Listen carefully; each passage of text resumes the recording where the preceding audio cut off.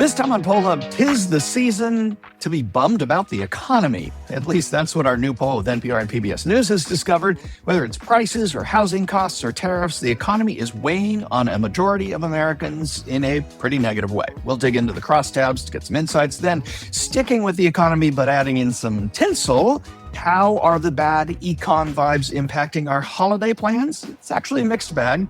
And finally, we finish this last episode of 2025 with not one, but two fun facts. Yes, it is our gift to you. And hi, everybody. Welcome to Poll Hub. I'm Jenny Dapper. I'm Mary Griffiths. And I'm Lee Marengoff. Well, happy holidays, everyone. Happy holidays. As we end 2025, we're taking a look to 2026 with our national polling partners, NPR and PBS News, and seeing what Americans' outlook is for the new year. And what we found is that, well, Americans are pretty pessimistic, especially when it comes to their financial and economic perspective. What we see here is that a majority of Americans, 57%, say that when thinking about what's ahead for the world in 2026, they are more pessimistic than optimistic. That's 43%. And this is a flip from just last year, when 56% of Americans said they were more optimistic about the upcoming year. 43% were more pessimistic. There is a split along party lines with Democrats and independents saying that they're more pessimistic while Republicans are more optimistic. Now, this is playing out against a backdrop where Americans still continue to be pessimistic about the direction of the nation in general. 37% say that the country is moving in the right direction. 63% say it is on the wrong track. So now when we narrow in and focus on the economy, 61% of Americans say that the economy is just not working well for them personally. And that's notched up from May when the proportion was 57%. 39% say the economy is in fact working well for them. Again, there are partisan differences here. Just one more number before I open this up a little bit. A plurality of Americans, 45%, think the economic issue which they have the most concern about right now is prices. I don't think we're really surprised about that. And when we look at the issue of tariffs, 67% of Americans have some degree of concern about the impact of tariffs on their financial situation. Now, we asked a ton more in this national survey, but Lee, let's just go down to the question. Is it coming back to the old adage that it's the economy, stupid? Yeah, I think that's definitely the case. And you have any good news, Mary, in those numbers? Not when it comes to the economy. Yeah, I don't think there was any. You said the prices is not a surprise. And yeah, we've heard a lot about affordability. It was Donald Trump's meal ticket to get him back in the White House, the last presidential election. We've seen it in the kind of like, the New York City mayoralty and Jersey and Virginia governors. So the notion that the Democrats think they missed the boat in the presidential election. Donald Trump was, I guess you don't drive a boat, but he was the captain. And now the economy seems to be not going the way he promised. And so I think the frustration, the disconnect, the prices, he's barely acknowledged that there is a problem with the economy. And I think it's interesting, a couple things that all these numbers, all these questions are hitting at the same thing. People are pessimistic. They're worried about prices. And I think what was interesting is also that Democrats were slightly more likely to be the ones that people want to handle the economic problems than Republicans. And that's the flip there also from 22. But I got to say, from our previous polls, it's not like the Democrats are God's answer to the economy as far as the public is concerned. I think it's just that Trump and the Republicans and the MAGA adherents, it's not delivering right now. And so I think that's where the frustration comes in terms of the economy. So it's not a pretty picture. I think it's ironic that the president recently, just this week, has been complaining that Americans, why aren't they, hearing the good news about the economy, which is basically what Biden's team was saying for all 4 years, is like the economic numbers are good. The economy is good. Why aren't people hearing that? Why aren't they feeling that? And the economic numbers aren't as good now, and people are still feeling really very close to the same way they did during the last 4 years of Biden. And I think we've talked about this before, is prices aren't necessarily continuing to increase. It's that they're still at a level that is still stuck in our craw, kind of. Yeah. Gas prices are down, some other things are down, and other prices haven't continued to climb. But it's just the idea that you go and you buy a sandwich at a Subway and it's $15. It's like, that's going to take a decade to wear off for some people. The other thing, Maybe we could split that sandwich, Jay, and maybe for our Christmas lunch, we can all split one sandwich and that'll be our party. So the other thing that really stood out to me here, though, was with regards to Trump and the impact that the feelings about the economy have on what voters think of candidates or people in office.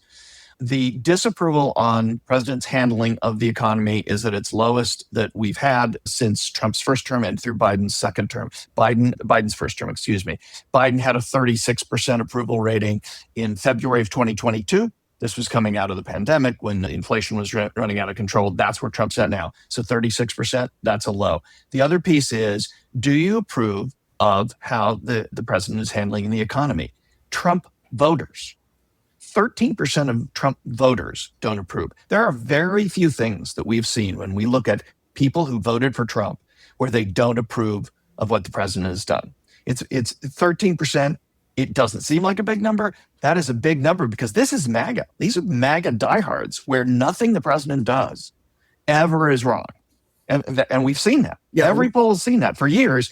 And 13% are saying, I don't really like what he's doing on the economy. That is one of the bigger cracks, I think, that we've seen in his base. Along those lines, Jay, I find it interesting that the polls, and we haven't asked this question, but a lot of people have, and I'm sure we will soon, Republicans are more seeing themselves as traditional Republicans than MAGA Republicans, which is getting to the same point. Well, yeah, I was wondering how you would reconcile, Lee, the fact that fewer Americans think that the nation is in a recession. Still, it's a majority, 52%, given this pessimistic outlook. Yeah, I think, and I don't want to be the Debbie Downer here, but I think those numbers may change.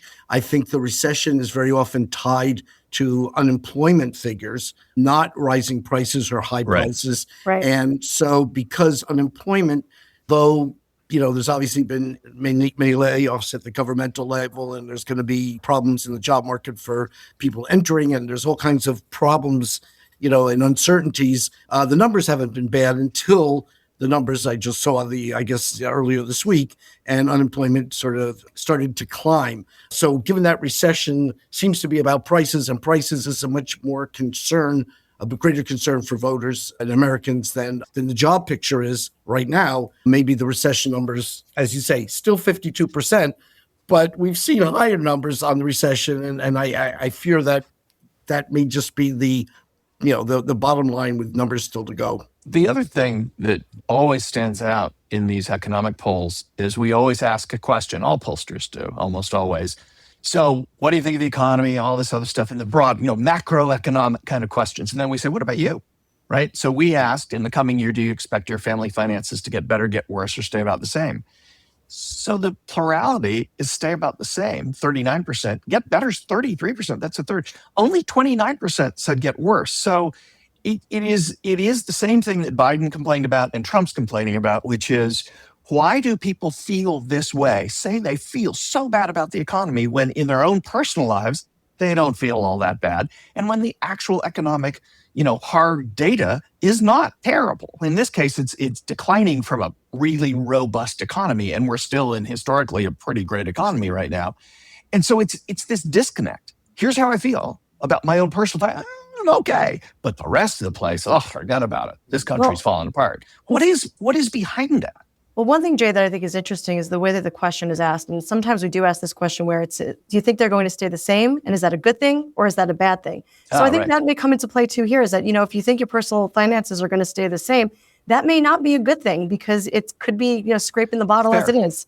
Yeah, absolutely fair. Yeah. That's an interesting point. And maybe we should put that back into our equation down the road to see if the stay the same is, but I'm miserable. And I don't expect to get, although people, I know on the question to you, are you more pessimistic or optimistic about the coming year? The pessimism numbers go up. But a lot of people, when it comes to their own circumstances, kind of think, I'll get by, I'll turn it around. I'm not ready to throw in the towel. And I think that's what may be driving those numbers. And then, Mary, you're the author of Politics is Perception. And I think that's what's going on here. People see it when they go into the supermarket, and then they internalize that, and they say, this stuff is not keeping up with salaries, or I should say salaries are not keeping up with the prices. So the things are costing more generally, and the salaries aren't keeping pace. So I think that's where a little bit of the rub is. And also you see numbers like what's the age a person's going to be able to get a new house or buy a house. And so, well, after you pay off your loans, I mean, so, Right. and after the numbers of people in their early 20s are still living at home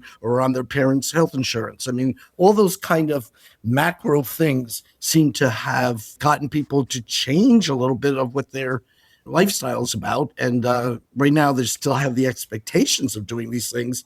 It's just that there's a delay factor, and that may be causing some of this. But doesn't that get at the American dream thing? So, I mean, one of the things that has gone up the most, there's two things that have gone up tremendously and are still high: cars and housing, right? And these are two, maybe they're not central components of the American dream, but I think that a lot of people think, owning a home and having a car that's part of, an American dream. And my parents were able to do that. And for an entire generation right now, owning the home piece seems kind of hard to imagine, which is unfathomable to those of us who grew up in an era when housing wasn't at this level. And then a car. I mean, it's insane. You look at car prices, it's like, well, that is that number compared to a salary. Like, why am I paying a year's in salary or half a year's salary to buy a car, a Honda?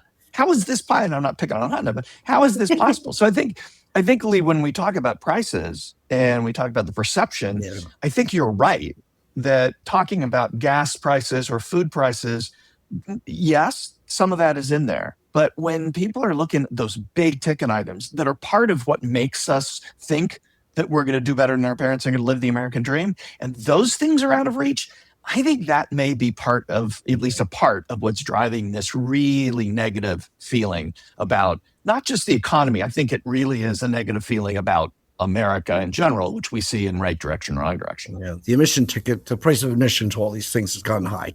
So one of the biggest pieces of the economy, or one of the biggest drivers of the economy, is the holiday shopping season, right? Retailers famously get 50, 60, 70% of all of their income, during the holiday shopping season. And we are in the holiday shopping season, obviously, in the midst of it, in the thick of it.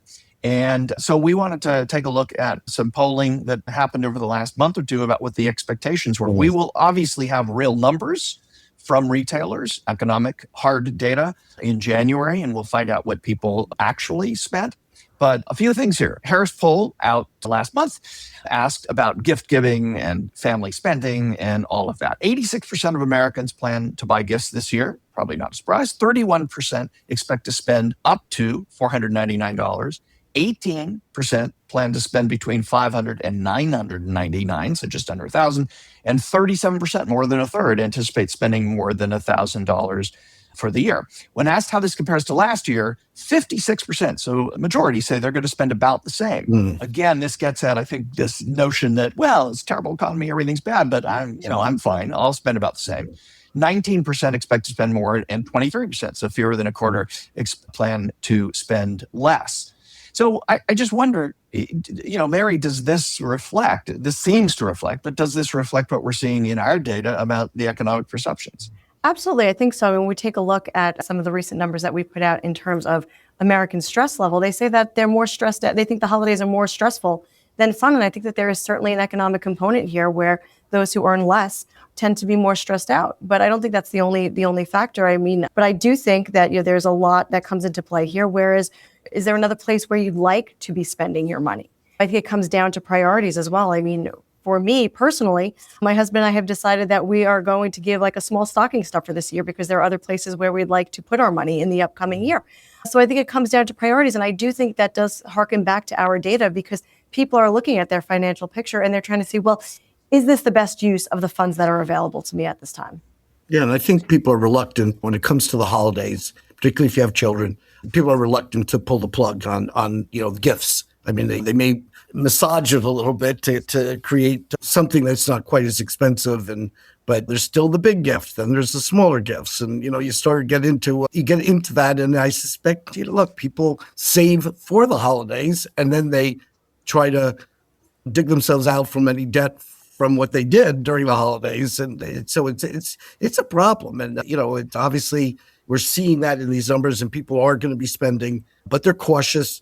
They're, concerned. And I think this all has to do with the one word we haven't talked about yet is uncertainty, because people feel we're in a transitional period, and we have been for some time, and they just don't know quite where things are going to end, or in 6 months from now, where are we going to be? And the word tariff is, we did ask on an economic survey, and people, certainly when tariffs were being mentioned every day in the news, there was a great concern over tariffs, but there still is. It's just like we're not battling with Canada on a daily basis over tariffs. But I think people aren't sure where this is going to go and where's interest rates going to go and all these things. I think that economic uncertainty creates a reluctance or hesitation on people's part. Yeah, you speak about tariffs, and it's interesting. There's a real estate website called Clever Real Estate that commissioned a poll a couple of months back for this season.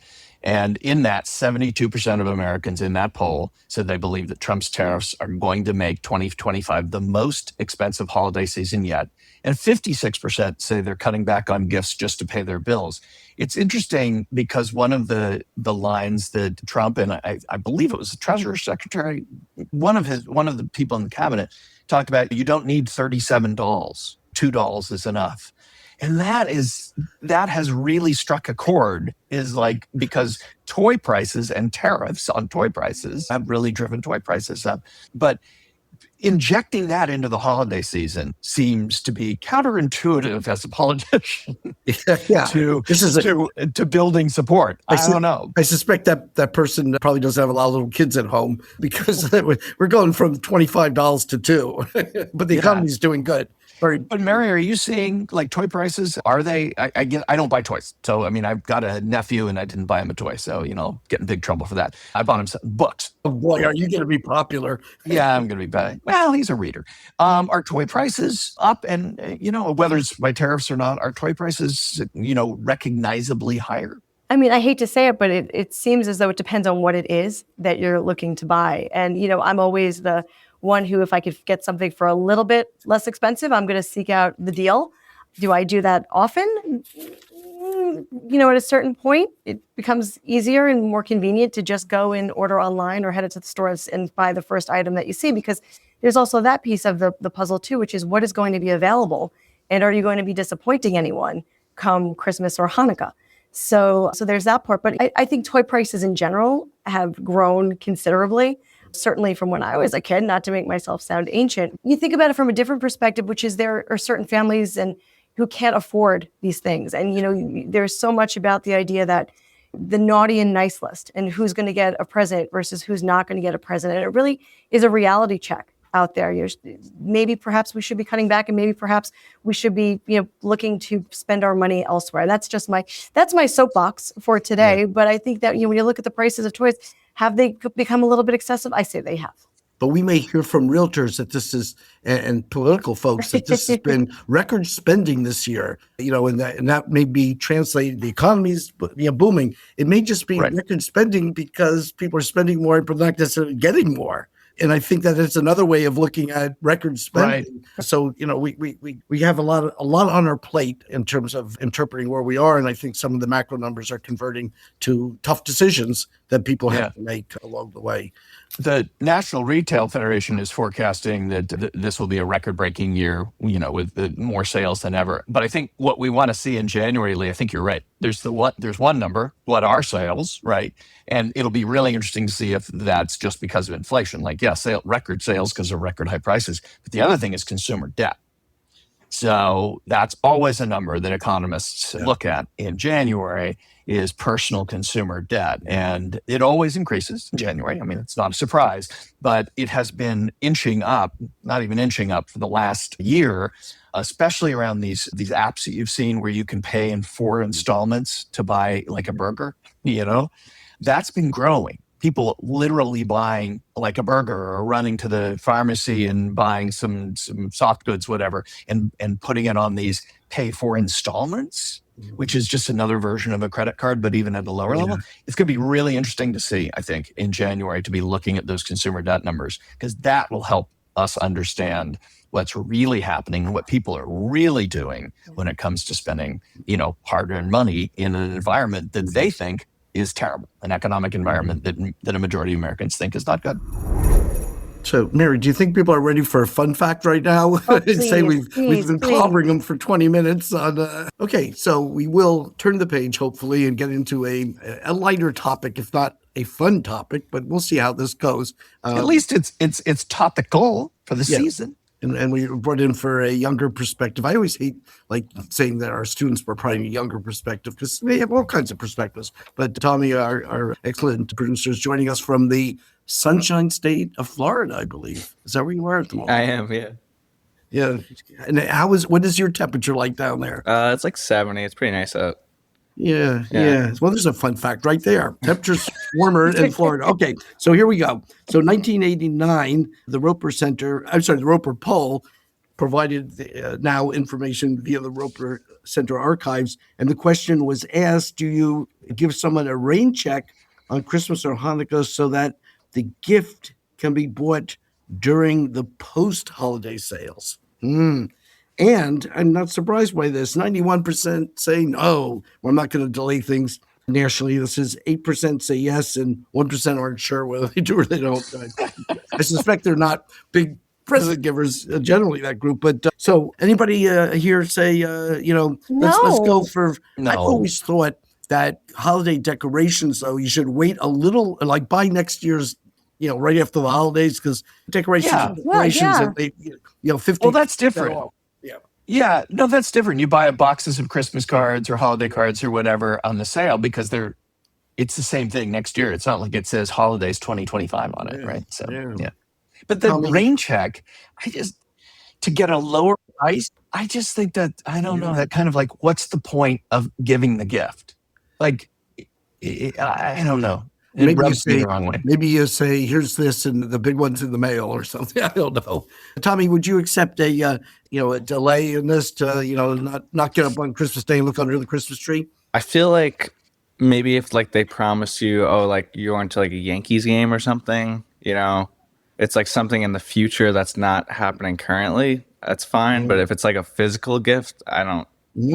Oh, there you go. So, yeah. You take a rain check on Yankees tickets. Absolutely. Yeah. Although I was reluctant last year to go, period, because I wasn't sure whether you were going to win by 10 or lose by 10. It seemed to be a pattern. That's a whole different topic. And so we have another question that we have gone into here, and that is whether when you're purchasing, and this is something we've asked from the Marist poll, but whether you're purchasing your amount you buy, do people want to get one huge big present, or are they interested in 10 smaller ones? So you have lots of things to open up, but none of them are going to really be big wowers. So in that 51%, this number's pretty split evenly. 51% say, I'm going for the big one, and 49% say, I'd rather have lots of stuff. And that's go for the 10 purchases. Even across the demographic breakdowns, a little bit more for men wanting the big present and women wanting to have lots of things to open up.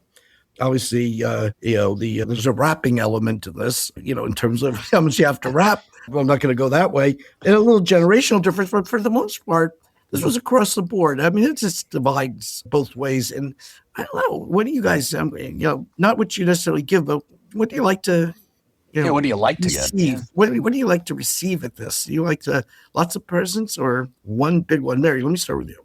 I like the smaller gifts. I like multiple smaller gifts. And I think this speaks to a little bit of a gender difference in our numbers as well. But to me, the fun on Christmas is not necessarily what it is, but it's just the excitement of the experience and opening the presents and being with the family and being able to experience that a little more. For me, I mean, I like stocking stuffers. If I actually like socks. So if anybody's looking for a gift for me, a nice pair of socks works for me.